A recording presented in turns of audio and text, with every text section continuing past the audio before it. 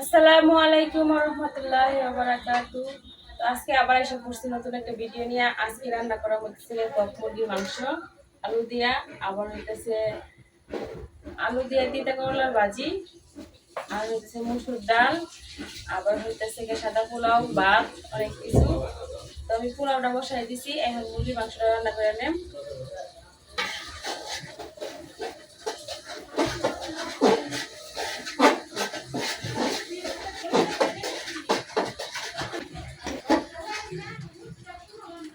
তো আমরা গ্রাম এলাকার অনেক অনেক জায়গার মধ্যে, বেশি জায়গার মধ্যে রান্না করে অভ্যাস, থাকতে অভ্যাস। শহরে এসে এই চিপা চোপড়া জায়গার মধ্যে রান্না করতে অনেক ঝামেলা হয়ে যায়। দেখেন কেমন লাগতেছে, চিপার মধ্যে চিপার মধ্যে বসে রান্না করা লাগতেছে, এগুলো একদম ভালো লাগতেছে না।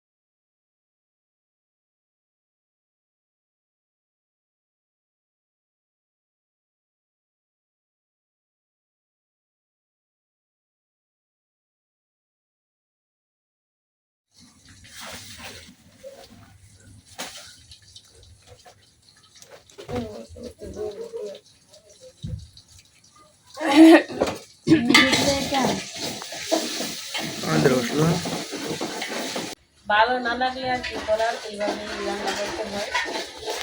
কারণ অন্যের বাসায় থাকা হয়, বাড়া বাসার মধ্যে চিপা চাপা জায়গা হলে কি ভাড়া কিন্তু অনেক বেশি। মশলাটা কষানো হয়ে গেছে, এখন আমি মাংসগুলো দিয়ে দেন।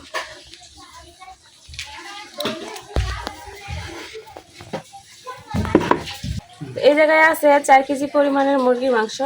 এখন আমি মুরগির মাংসটা আবার ধুইয়া তারপরে দিয়ে দেন।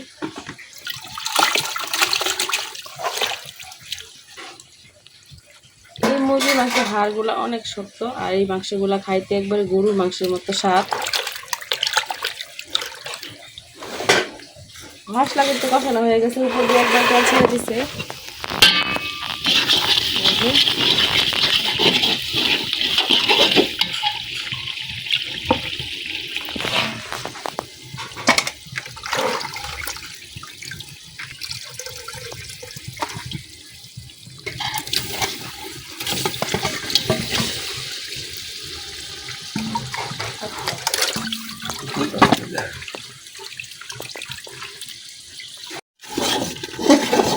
এখানে আমি মশলাটা খুব ভালোভাবে কষাই নিতেছি।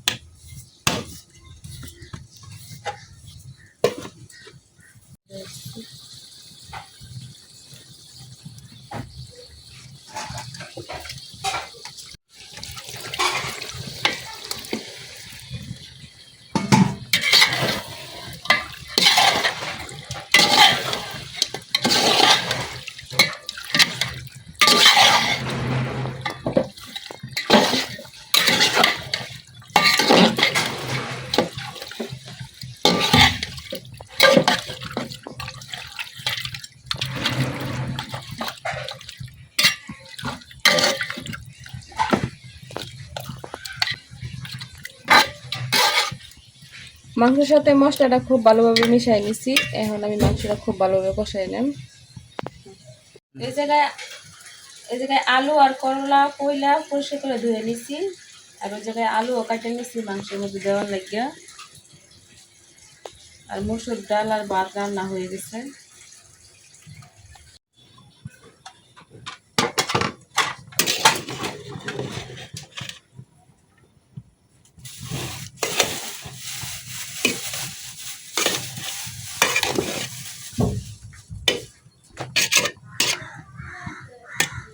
পোলাও একেবারে রেডি।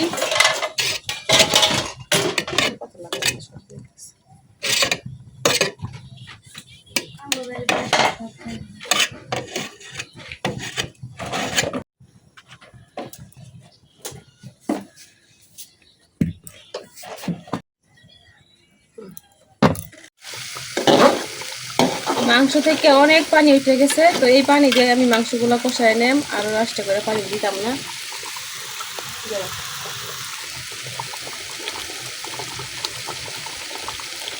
এখন ডাইকে আরো কিছুক্ষণ কষায় নেম, আর ওদিক দিয়ে আমি একটু করোনা বাজিটা বসাই দিছি। আলু দিয়ে করলা ভাজি।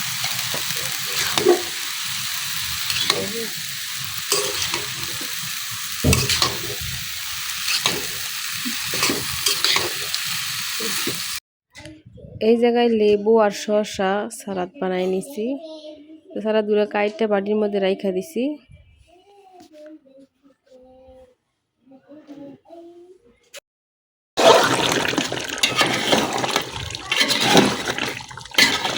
মাঝখান দিয়ে আমি কাইটের আলুগুলা দিয়ে দিছিলাম। মাংস আর আলু খুব ভালোভাবে কষানো হয়ে গেছে, উপর দিয়ে খেতে একেবারে তেল ছেড়ে দিচ্ছে।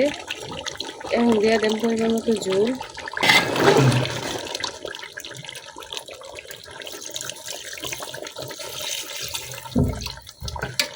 এই মাংসগুলো একবারে প্রায় আধা ঘন্টার মতো কষায় নিছি, কারণ এই কক মুরগির মাংসগুলা অনেক শক্ত হয়। একটা মুরগি 4 কেজি পরিমাণের ওজন, তো বুঝেন মুরগিটা কত বড়। তো এই মুরগির মাংস তো একটু শক্ত হইবই, আরগুলো শক্ত হইবই, তো এই জন্য আর কি বেশিক্ষণ কষায় নিচ্ছি। এখন একটু বেশি করে পানি দিয়ে দিতেছি।